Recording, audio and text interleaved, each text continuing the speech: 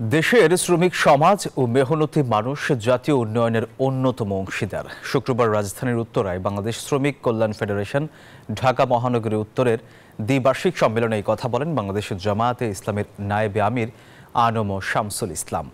এতে সভাপতিত্ব করেন বাংলাদেশ শ্রমিক কল্যাণ ফেডারেশনের ঢাকা মহানগরী উত্তরের সভাপতি মুহিবুল্লাহ।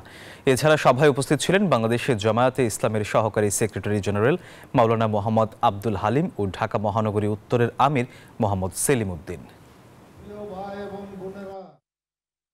শ্রমজীবী মেহনতি মানুষ এই শতকরা 60% মানুষকে বাদ দিয়ে কোনো পরিবর্তন আনা সম্ভব নয়। এদেশে বৃহত্তর এই জনগোষ্ঠীকে বাদ দিয়ে কোনো পরিবর্তন আশা করা যায় না।